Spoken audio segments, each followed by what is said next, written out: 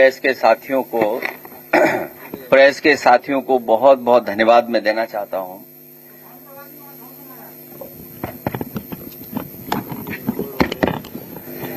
Press के साथियों का मैं बहुत बहुत धन्यवाद देना चाहता हूं। नए साल पे हम लोग मिले थे और हम लोग मिलकर के एक दूसरे को बधाई दिए थे। आज फिर हम लोग आपको बधाई देते हैं, नववर्ष की शुभकामनाएं देते हैं। आप स्वस्थ रहें, स्वास्थ्य अच्छा रहे और हम सब लोग मिलकर के इस लोकतंत्र को बचाने के लिए लगातार काम करते रहें। हाल ही में जो उत्तर प्रदेश में लगातार एसआईआर की एक्सरसाइज चल रही थी, जिसमें बड़े पैमाने पर अधिकारियों को शामिल किया गया था। कई विभागों के अधिकारी इस काम में शामिल किए गए थे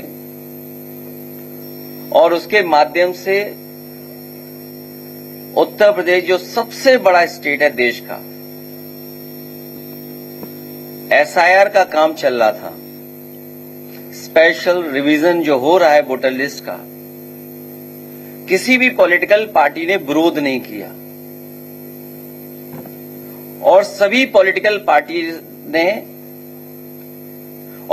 पॉलिटिकल पार्टी के बीएलए जो जितने जहां बना सकता था उसने बनाया और ये पूरे उत्तर प्रदेश में एक्सरसाइज हुई। अब जब ड्राफ्ट मतदाता सूची आ गई है तो जैसी आशंका थी कि लगभग 3 करोड़ वोट उसमें काट दिए जाएंगे। हम लोग आशंका केवल 3 करोड़ वोट की कर रहे थे, लेकिन उसी दौरान जब ड्राफ्ट वोटर लिस्ट नहीं आई थी, उस समय देश के इकलौते सबसे बड़े उत्तर प्रदेश के मुख्यमंत्री जी उन्होंने कहा कि लगभग 4 करोड़ वोट उनके कटने जा रहे हैं। जिस समय किसी को जानकारी नहीं थी कि कितने वोट काटे जाएंगे, कितने वोट कटेंगे, उस समय उत्तर प्रदेश के मुख्यमंत्री जी ने अपने नेताओं के, अपने कार्यकर्ताओं और अधिकारियों के बीच में ये कहा कि 4 करोड़ वोट कटने जा रहे हैं, वो भारतीय जनता पार्टी के हैं। उनकी स्पीच आर्काइव में है, सबके पास है, सबने सुनी है। ये बात तो आई, लेकिन उत्तर प्रदेश के कन्नौज के पूर्व सांसद उन्होंने ये कहा कि अभी तो 3 लाख वोट कटे एक जिले में, अभी 2 विधानसभाएं अलग अलग जिले में हैं, उसमें भी हम लोग काटेंगे वोट। अगर बीजेपी के नेता, बीजेपी के पूर्व सांसद, बीजेपी के मुख्यमंत्री ये बात कहें तो ये सवाल उठता है कि इलेक्शन कमीशन, उसकी क्रेडिबिलिटी क्या है? हम लोग किससे माने कि किसका ड्राफ्ट लिस्ट, कौन वोटर लिस्ट ठीक करेगा? और जब इतनी बड़ी एक्सरसाइज हुई हो तो हम उम्मीद करते हैं उत्तर प्रदेश के लोग कि वोटर लिस्ट ठीक होगी। लेकिन इधर जो डिफरेंस नजर आ रहा है राज्य चुनाव आयोग के माध्यम से और भारत सरकार की एक्सरसाइज के बाद जो डिफरेंस नजर आ रहा है, वो डिफरेंस इतना नजर आ रहा है कि लग रहा है कि कोई न कोई साजिश षड्यंत्र चल रहा है। वोट पीडीएस समाज का काटने का और अपना वोट बढ़ाने का। जब एक प्रतिष्ठित अखबार में ये बात आई कि सरकार ने ये निर्देश दिए हैं कि हर बूथ पर 200 वोट बढ़ाए जाएं, तो शक और गहरा हो जाता है। क्या कोई कल्पना कर सकता है कि एक दल ये कहे कि वोट बढ़ाया जाएगा 200, और सुनने में आ रहा है अलग अलग जिले में अधिकारी भेजे जा रहे हैं। अगर अधिकारी भेजे जा रहे हैं तो उसकी सूची कहां है? जो अधिकारी भेजे जा रहे हैं इस एक्सरसाइज को और आगे बढ़ाने के लिए, मेरठ बड़ा जिला है, बड़े पैमाने पर वोट कटे हैं, राजधानी लखनऊ में वोट बड़े पैमाने पर कटे हैं।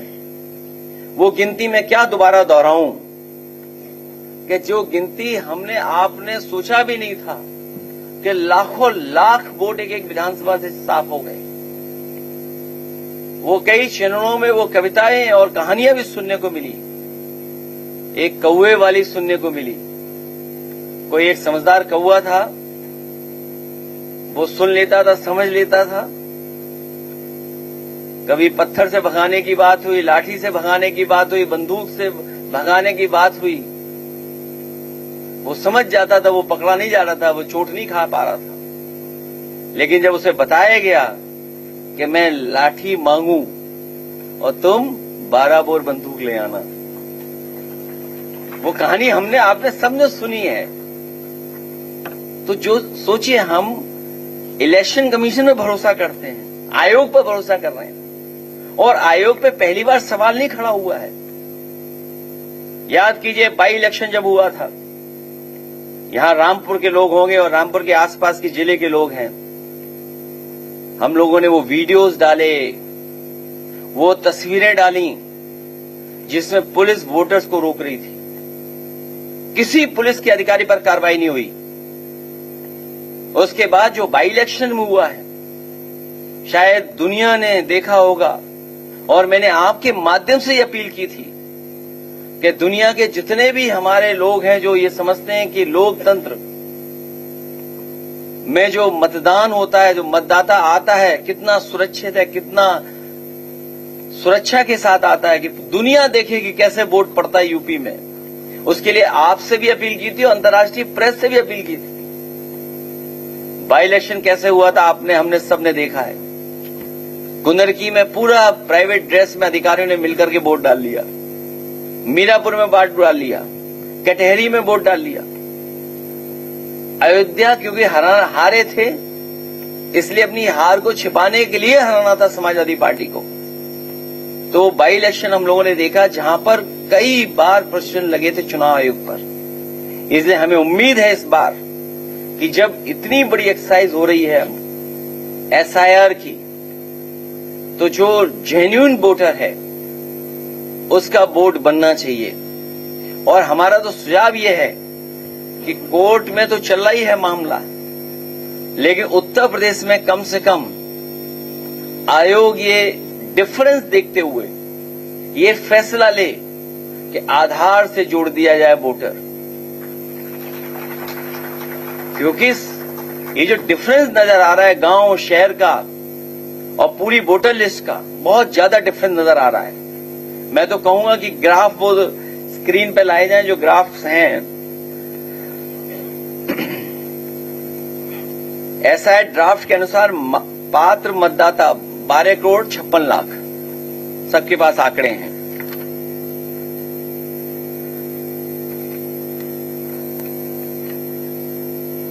ग्राफ सेकंड कॉपी, सेकंड दिखा दो।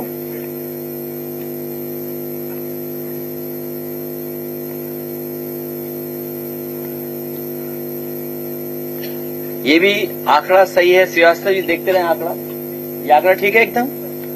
वही चुनाव आयोग की नई पंचायत एसआई ड्राफ्ट के अनुसार उत्तर प्रदेश में केवल ग्रामीण मतदाता 12 करोड़ 70 लाख के करीब है। ये आंकड़े ठीक है एकदम। चुनाव आयोग ने बताया कि एसआईआर में करीब 40 लाख लोगों के नाम जोड़े गए हैं। ठीक है, नेक्स्ट।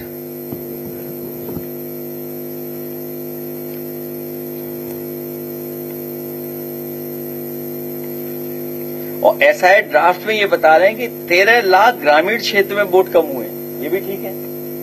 जो एसआई ड्राफ्ट वोटर लिस्ट बनी है उसमें ये बताया जा रहा है कि इतने कम हो रहे हैं वोट।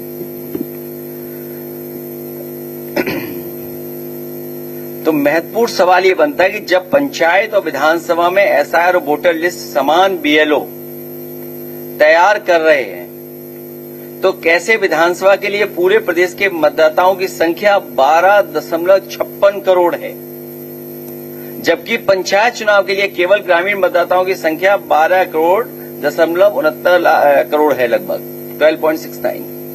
तो डिफरेंस कैसे नजर आ रहा है जब एक ही बीएलओ दोनों काम कर रहा है? राज्य निर्वाचन आयोग और नेशनल के आयोग के माध्यम से जो डिफरेंस नजर आ रहा है वो इतना नजर आ रहा है जब एक ही बीएलओ दोनों की काउंटिंग कर रहा है। दूसरा सवाल, बीएलओ द्वारा किया जा रहा है एसआईआर में कैसे विधानसभा के मतदाता ड्राफ्ट में 2,88,00,000 वोटर काटे गए हैं, जबकि पंचायत चुनाव में उन्हीं बीएलओ द्वारा 40 लाख जोड़े गए हैं। क्या इसी तथ्य को छिपाने के लिए पंचायत चुनाव के मतदाताओं का फाइनल एसआईआर ड्राफ्ट 50 दिन के विलंब से आएगा?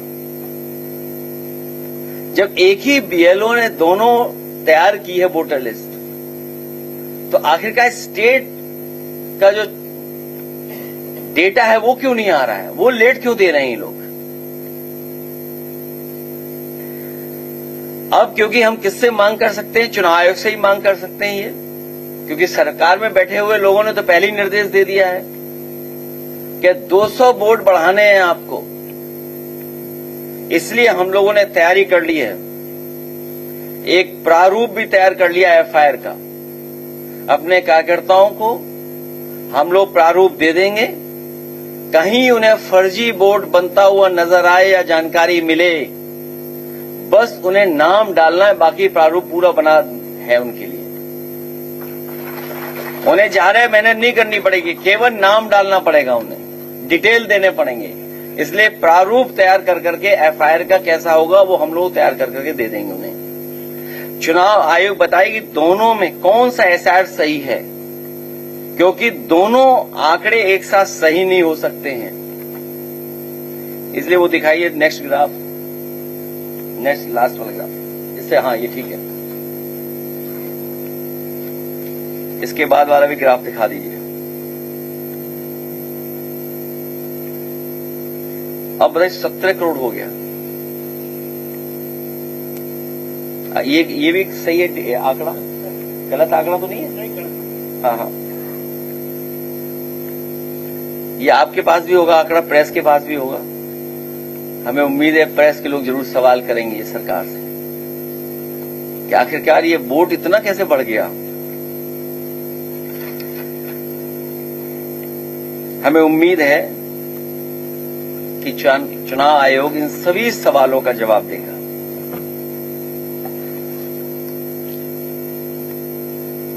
ईसीआई ने जो जानकारी दी है हम लोगों को, या जो जानकारी मिल रही है, ईसीआई ने अभी तक जानकारी सार्वजनिक नहीं किया है और बताया जा रहा है कि 1,93,93,00,000 यानी करीब 2 करोड़ लोगों की मैपिंग हो जाने के बाद उन्हें अब अनमैप्ड कर दिया गया है। ये बहुत सीरियस सवाल है कि मैपिंग के बाद लगभग 2 करोड़ वोट अनमैप्ड किए जा रहे हैं और बताया जा रहा है कि कोई एरर हुआ है उसमें। ये एरर नहीं है, ये बीजेपी के लिए एरर किया गया है। बीजेपी गलती नहीं करती है, बीजेपी जानबूझ के गलती कराती है या गलती करती है जिससे आप उलझ जाएं उसी में। अगर मैपिंग के बाद अनमैप्ड किया गया तो ये बहुत सीरियस सवाल है कि लगभग 2 करोड़ वोट अनमैप्ड कर दिए गए हैं। अब इनको नोटिस भेजकर इनसे भी दस्तावेज बीएलओ के माध्यम से जांच की जाएगी। हमने और 2 तो लगभग 3 करोड़ से ऊपर अब इनको नोटिस भेजा जाएगा अनमैप्ड को, और पहले से जो नहीं शामिल हुए जिनको पहले से है मैपिंग में नहीं है उन सबको नोटिस जा रहा है। 3 करोड़ से ऊपर लोगों को नोटिस जा रहा है। पहले बताया गया था मैपिंग वाले मतदाताओं को कोई नोटिस नहीं भेजी जाएगी और जांच भी नहीं होगी।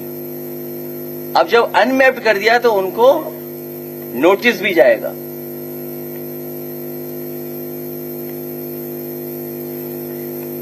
ये ऐप किसका है आखिरकार?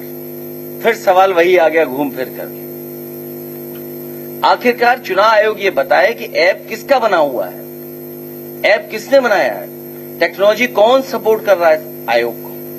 कम से कम पॉलिटिकल पार्टी तो ये जाने। अगर इन हाउस कोई ऐप बनाए तो कोई बात नहीं, लेकिन अगर कोई ऐसी कंपनी है जिसने कभी इलेक्ट्रल बॉन्ड दिया हो, चंदा दिया हो बीजेपी को, तो ये सीधा सीधा बड़ा सीरियस सवाल खड़ा होता है कि अगर किसी मैपिंग ऐप कंपनी ने इलेक्ट्रल बॉन्ड के माध्यम से चंदा दिया हो बीजेपी को और वही मैपिंग कर रही हो, वही डेटा का मैनेजमेंट कर रहे हो। सुनने में यहां तक आ रहा है कि इलेक्शन कमीशन ने डिस्ट्रिक्ट लेवल पर जो अपने हैंडल्स बनाए हैं वो भी आउटसोर्स किए हुए हैं, वो भी किसी को आउटसोर्स किए गए हैं। इसका मतलब सीधा सीधा यह है कि लाखों वोट उनको डिलीट कर करके और विपक्ष को इसी में उलझा के रखना है, क्योंकि अब मुद्दों से ये नहीं जीत सकते हैं। तो ये वोटर लिस्ट से हेराफेरी कर करके और प्रशासन के माध्यम से अभी से तैयारी हो रही है उत्तर प्रदेश की कि उत्तर प्रदेश के चुनाव को प्रभावित किया जाए। और सुनने में आ रहा है कि जो बीजेपी की आइडियोलॉजी से मैप करते हैं अपने आप को, जिनकी मैपिंग की गई है, कुछ अधिकारियों की मैपिंग की है कि अगर आइडियोलॉजिकली उनके साथ मैपिंग है तो उन्हीं को हियरिंग के ड्यूटी पर लगाया गया जो डिस्ट्रिक्टों में भेजे जा रहे हैं। इसलिए जो पहले मांग की हम लोगों ने कि वो अधिकारी जो हियरिंग करने जा रहे हैं, जिनकी बीजेपी ने बीजेपी ऐप से मैपिंग की है, आइडियोलॉजिकल मैपिंग की है, आखिरकार वो अधिकारी कौन है। और हमने देखा है समय समय पर कि जब चुनाव होता है तो किन की पोस्टिंग की जाती है, किन को हटाया जाता है, जाति के आधार पर, धर्म के आधार पर भारतीय जनता पार्टी फैसला लेती है। इसलिए बीजेपी के ऐप से मैपिंग करके आइडियोलॉजिकली उनसे मैप कर रहा है जो अधिकारी, उसको निरीक्षण के लिए भेजा रहा है। और फिर दबाव में हम न केवल हमारे वोट डिलीट किए जाएंगे, बल्कि बीजेपी के लोगों की तैयारी है कि पहले जो उन्होंने डबल ट्रिपल वोट बना रखे थे वो वोट दोबारा जोड़े जाएं, ऐसे अधिकारियों को भेजा जा रहा है।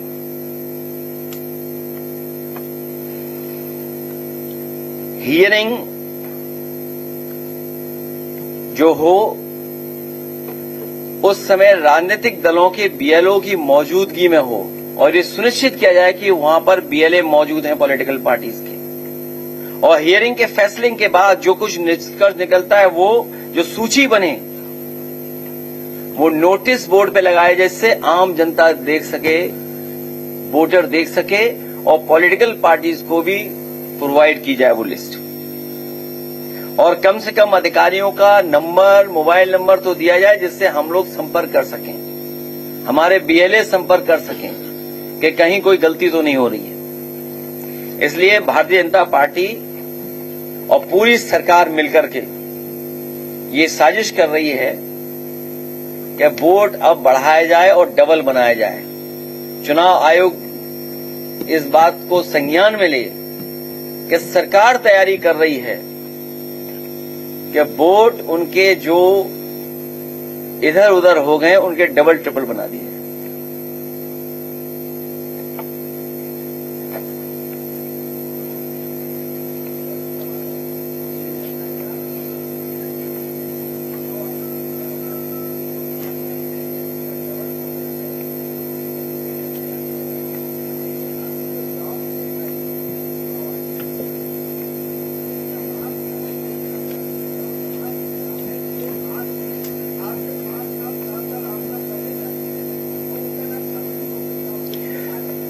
बहुत सारी कमियां बहुत सारी जगह पर अखबारों के माध्यम से और हमारे कार्यकर्ता बता रहे हैं कि अभी भी वोटर लिस्ट में गलतियां हो रही हैं। इसीलिए हमारी मांग है कि वोटर लिस्ट को अगर आधार से जोड़ी जाए क्योंकि आधार में सब आंकड़े हैं। आपकी रेटिना का इमेज है, बायोमेट्रिक है, शायद ये दो चीजें कोई डबल नहीं बना सकता है। इसलिए आपके माध्यम से हमारी अपील है, फिर मैं वही बात कहता हूं कि आधार ऐसा बनाया जाए जो दोबारा कोई न बना ले। सुनने में आया कि भारतीय जनता पार्टी के पास बूथ स्तर पे वो मशीनें हैं जिससे वो आधार नकली बना लेते हैं। समाजवादी तमाम निष्ठावान कार्यकर्ताओं ने ये जानकारी दी है कि जब भी चुनाव होता है भारतीय जनता पार्टी ऐसी मशीनें लाती है जिससे आधार बना लेते हैं, आधार कार्ड बनता है। हमारी मांग है कि आधार मेटल कार्ड बनाया जाए। जिस तरीके से बड़ी बड़ी बैंक्स के मेटल कार्ड होते हैं, जो सबसे प्रीमियम कार्ड होता है वो मेटल का होता है। और आजकल तो इतना आसान है चीजों को, अपने डेटा को बचाने के लिए। तो हमें उम्मीद है कि उत्तर प्रदेश में जो गोलमाल हो रहा है, जिस तरह की हेराफेरी की तैयारी है, जिस तरह की साजिश है, इसी को देखते हुए देश में एक बार फिर देश फैसला लेगा कि आधार से वोटर लिस्ट जोड़ दी जाए।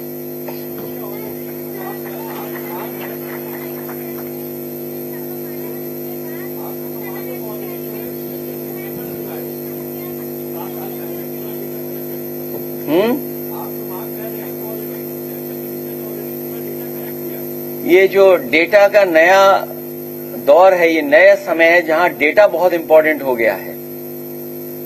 और बीजेपी ने जो काम किया, ईडी, सीबीआई, इनकम टैक्स, कोई नया काम नहीं है।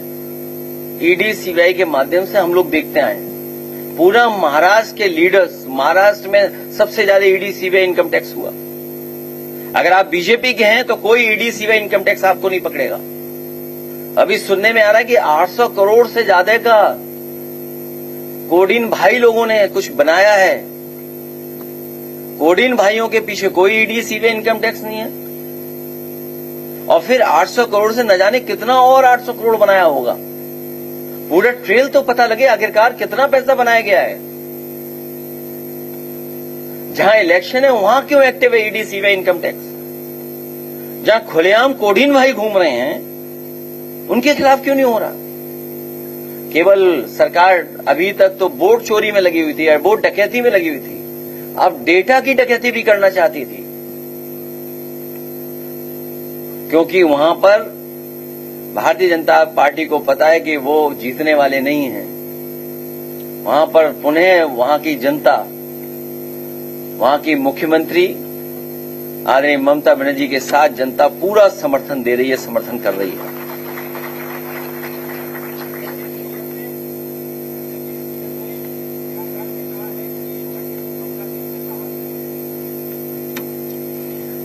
ये घिसा पिटा डायलॉग है उनका। जिनकी खुद की फिल्म ना चली हो उनके डायलॉग क्यों ला रहे हो यहां पर?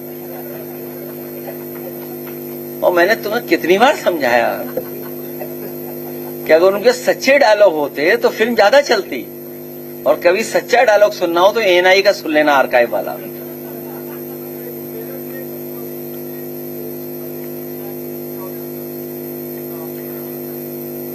बहुत दुखद है क्योंकि उसमें भारतीय जनता पार्टी के लोग ही शामिल हैं, इसीलिए कार्रवाई नहीं हो रही। बहुत दुखद है कि एक बेटी के साथ ऐसी घटना हुई हो।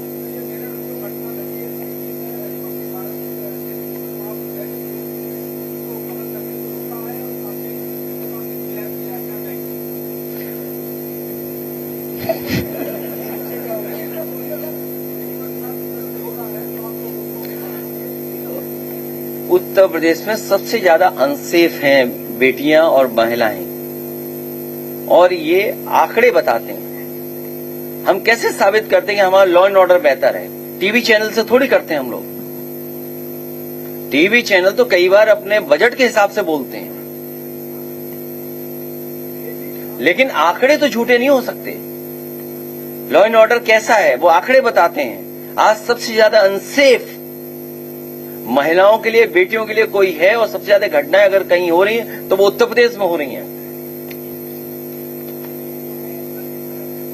और न केवल आपके चैनल को साथ हो रहा ये व्यवहार, आपने तो खुद फेस किया है कई बार।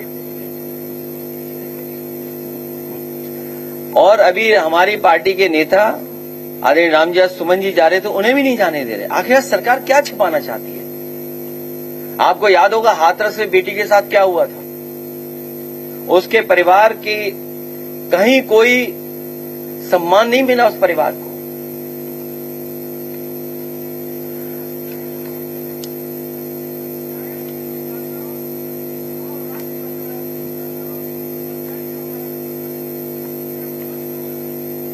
वही तो हम जानना चाहते हैं, ये डिफर क्यों है।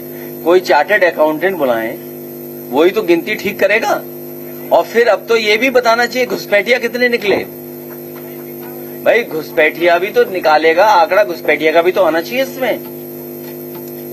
भाई जहां आंकड़े राज्य निर्वाचन आयोग के और भारत सरकार के आयोग के अलग अलग आ रहे हैं, यही तो चिंता का विषय है। और फिर चिंता का विषय इसलिए भी और है क्योंकि जब मुख्यमंत्री कह रहे हैं कि 4 करोड़ हमारे वोट कट गए, मैपिंग के बाद अनमैपिंग हो रहे हैं वोटर, और उनको नोटिस भेजा जाएगा लगभग 4 करोड़ लोगों को।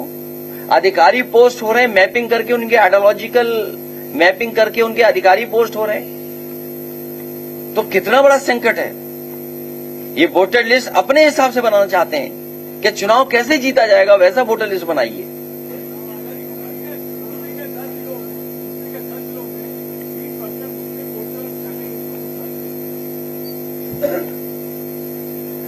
हमारी पार्टी लगातार प्रयास कर रही है किसी का वोट ना कटे। और हमारी पार्टी के पास जहां पर अगर जानकारी मिली है तो हमारे बीएलए पूरी जिम्मेदारी के साथ उनका वोट बनवाएंगे। और नोबेल प्राइज विनर जिनको नोबेल का सम्मान मिला, बताओ उनकी नागरिकता पूछी जा रही है। वो आपको चिंता का विषय नहीं लगता? इसीलिए याद कीजिए, पहले दिन से समाजवादी पार्टी ने कहा ये एसआईआर नहीं है, एसआईआर के बहाने एनआरसी करने जा रहे हैं। जो काम होम डिपार्टमेंट का था, होम डिपार्टमेंट ने वो काम चुनाव आयोग से करवाया है। क्योंकि सुनने में आ रहा है जो चुनाव आयोग के सबसे बड़े अधिकारी हैं वो पहले होम डिपार्टमेंट में ही काम करते थे।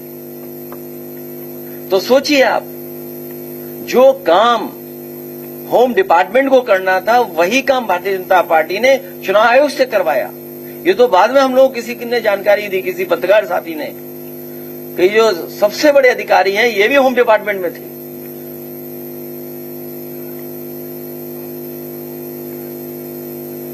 वही मैंने कहा कि 4 करोड़, जब 1 करोड़ आ गया पहले डेटा, फिर 1 करोड़ से ऊपर अनमैप कर दिया तो कितने हो गए? 4 करोड़ तो हो ही गए लगभग। तो ये 4 करोड़ वोटर ऐसे हैं जो अधिकारियों पे और तब इनके लोग मिलकर के दबाव बना करके डबल वोट बनवाने जा रही भारतीय जनता पार्टी। इसीलिए एफआईआर दर्ज कराने के लिए समाजवादी पार्टी अपने बीएलए लोगों से कहेगी, अपने पीडीएफ प्रहरी लोगों से, क्या प्रारूप उनको पास पहुंच जाएगा, उन्हें केवल डिटेल भरना है उसका और एफआईआर दर्ज कराने की तैयारी करें।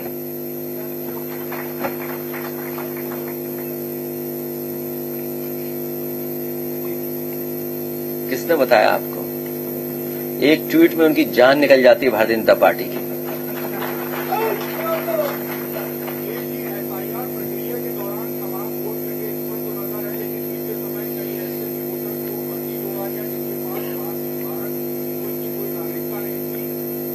तो वो सूची कहाँ है? घुसपैठियों की सूची तो दें।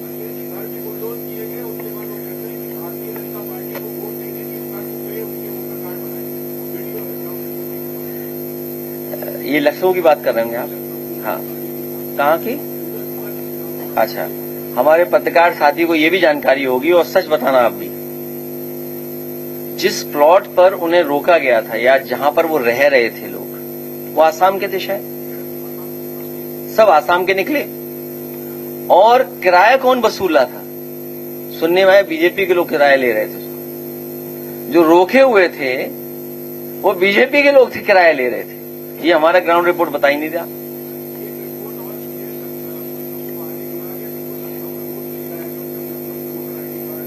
ये भारतीय जनता पार्टी इसी तरह की वोटर लिस्ट में हेराफेरी करने की तैयारी है। इसलिए चुनाव आयोग हम लोगों को मुस्तैदी से जितने आपके माध्यम से जो जानकारी पहुंच रही, प्लस ये जितने भी जिम्मेदार कार्यकर्ता नेता बैठे हमारे आसपास, ये सब जिम्मेदारी निभाएंगे।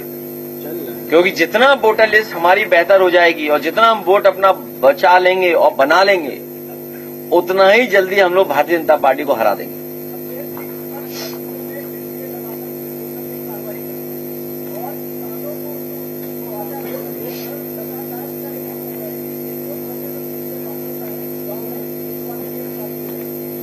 तो 600 तो ग्रामीण में मान लीजिए, फिर मनरेगा क्या होगा? जो विकसित भारत जी राम जी स्कीम आई है, ये इसलिए कर रहे हैं कि बजट कम आ रहा है ऊपर से, तो जितनी अर्बन ग्राम सभाएं हो जाएंगी उतना बजट कम मांगना पड़ेगा। और प्लस जानबूझ करके ये कर रहे हैं, दबाव बनाए जो मुआवजा न देना पड़े। समाजवादी सरकार बनेगी तो सर्किल रेट बढ़ा करके ही किसानों को मुआवजा दिया जाएगा। ये हमारी पॉलिसी रही है, उसी पॉलिसी पे हम लोग काम करेंगे। मार्केट वैल्यू जब दी जाती है तो कोई किसान जल्दी आंदोलन नहीं करता है। जब आप मार्केट वैल्यू से नीचे लेना चाहते हैं, जमीन कब्जा करना चाहते हैं और सरकार अपना बुलडोजर लेकर के चलना चाहती है, मैं अपने पत्रकार साथी से कहना चाहता हूं, बीजेपी के ज्यादा हैं इलीगल चीजें। वोटर लिस्ट पे पूछें, इधर उधर मत भागो। नहीं, वोटर लिस्ट पे पूछे तो जवाब देंगे, वरना अपना सवाल अपने पास रख लेना।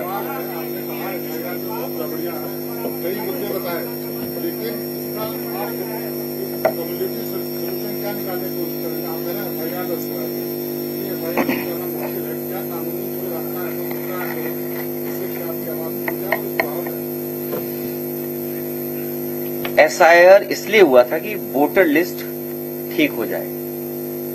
बहुत सिंपल सॉल्यूशन कि वोटर लिस्ट ठीक हो जाए।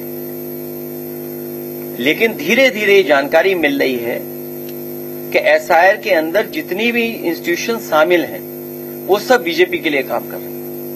हमें आपको यही नहीं पता है कि मैपिंग ऐप किसका है, कौन टेक्नोलॉजी का सपोर्ट कर रहा है।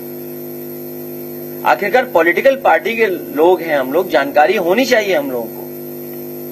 और जो सवाल आपका है, पूरे देश में भारतीय जनता पार्टी ने SIR के माध्यम से पॉलिटिकल पार्टीज को परेशान किया, लेकिन यूपी आते आते SIR के माध्यम से बीजेपी खुद परेशान हो गई। तो परेशान क्यों है बीजेपी? इसलिए परेशान है क्योंकि हमारे BLA और हमारी पार्टी के बहुत जिम्मेदार लोगों ने बहुत जिम्मेदारी से काम किया है। आगे भी हम लोग जिम्मेदारी से काम करेंगे। इसीलिए प्रारूप पहली प्राथमिकता पे हम लोगों ने ये तैयारी की है कि अगर कहीं डबल बोर्ड बनता है या कोई फर्जी बोर्ड बनाते हैं तो उस पर FIR भी होगी और हम लोग आपके माध्यम से लगातार रहेंगे। और अगर हम लोगों को कोर्ट जाना पड़ेगा, आखिरी जगह पर दरवाजा वहीं पर खटखटाना पड़ेगा, तो वहां पर भी हम लोग जाएंगे।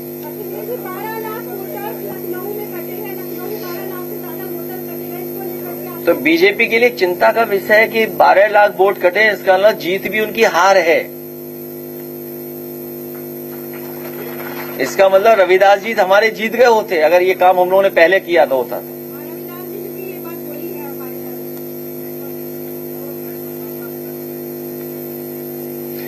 इसकी मांग की है हम लोगों ने कि जो नए मतदाता, क्योंकि हर दिन मतदाता बढ़ेगा, हर दिन कोई न कोई 18 साल का हो रहा है, तो ये तो ऑनगोइंग प्रोसेस है। तो ये सूची मिलेगी, उस पर हम लोग काम करेंगे।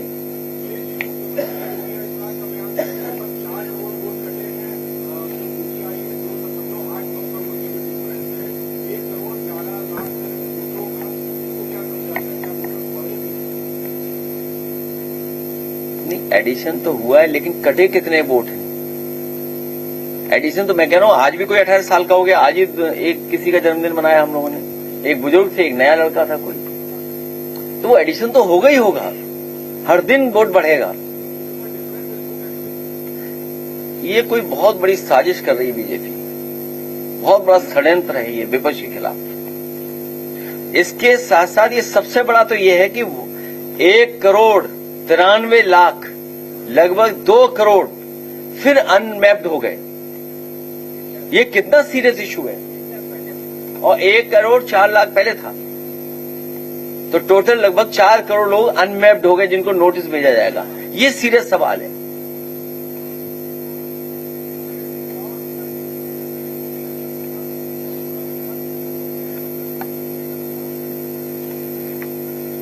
तो नोबेल प्राइज जिनको मिला वो कैसे नागरिकता चेक हो रही उनकी? वो कैसे नागरिकता चेक हो रही? फिर चुनाव की जिम्मेदारी थोड़ी है।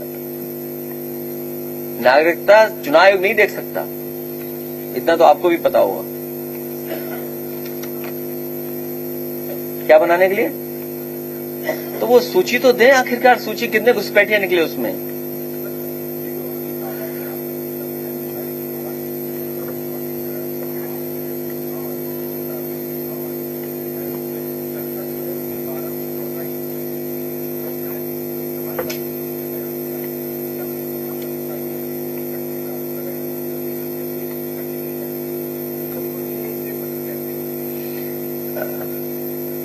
हमारी पार्टी मूव करेगी, अभी बहुत समय है। हम बहुत सी चीजें क्यों डिस्क्लोज करें अभी? पहले हम ये जान लें कि आखिरकार ये क्या कर रहे हैं सरकार के लोग।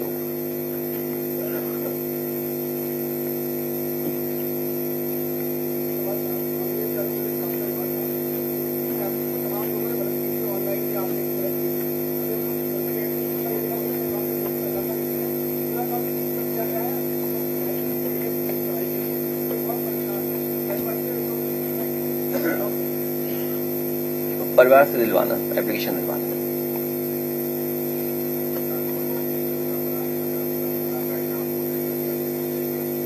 कानपुर के 2 नेता बैठे हमारे, 3 के कई बैठे हैं। अखिलेश दुबे के बारे में पूछ लो इन लोगों से,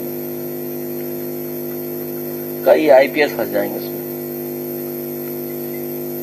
और वहां तो एक बहुत बड़ा अधिकारी वो बैठा है जिसने कन्नौज में लगभग 10,000 रेड कार्ड दिए थे 2019 के चुनाव में, तो पुलिस से। और ये देखिए, अभी ये सवाल पूछे थे पत्रकार साथी कि जिसकी इनकाउंटर कर दिया, सोचिए आप, और अपना इनकाउंटर सही साबित करने के लिए स्वजाति का भी इनकाउंटर किया था, वो भी फर्जी। एक फर्जी इनकाउंटर को छिपाने के लिए एक और फर्जी इनकाउंटर किया था अमेठी में, अगर याद हो आपको। अमेठी के रहने वाले अमेठी के।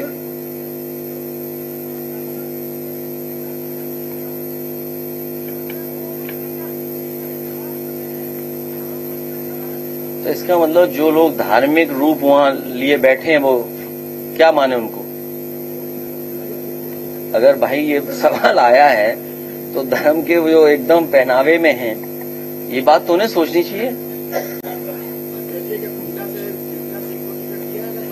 तुम क्या उनके समर्थक हो क्या?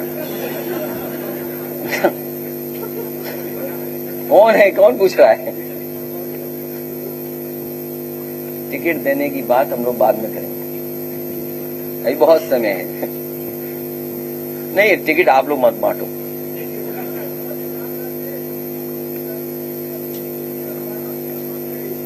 वो इसलिए किया होगा कि मुख्यमंत्री गए होंगे वहां स्नान करने, उनके स्नान में कहीं वो ना आ जाए, कोई डिस्टर्बेंस ना हो।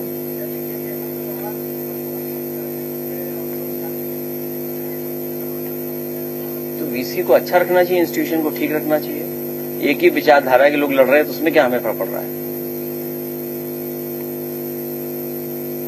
और केजीएमयू में अच्छा हो, इलाज अच्छा हो, अस्पतालों में इलाज हो। कल मैं पीजीआई, परसों पीजीआई गया था, पीजीआई की भी हालत देखने लायक है।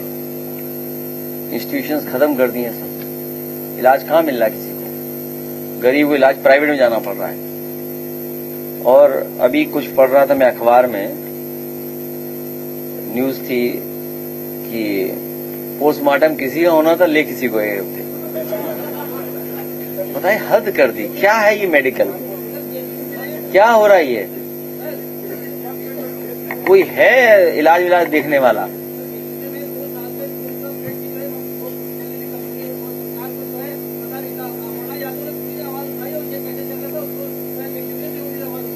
इनके सवाल का जवाब हम नहीं देंगे, किसी के समर्थक दिख रहे हैं मुझे।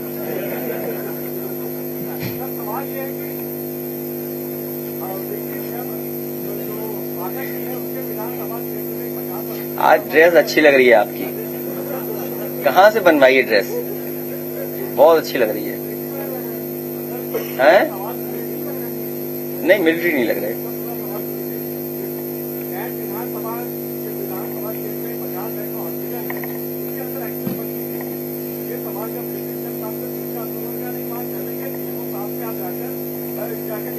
जब हम लोगों ने जाकर ऑफिस तक पहुंचे और जब पूछा कि हमारे ऐसे मशीन नहीं, उन्होंने कहा नहीं साहब वो उपलब्ध नहीं है, वो 2-4 दिन से आ जाएंगे। और ये बात को जब पूछा हॉस्पिटल में कि साहब वो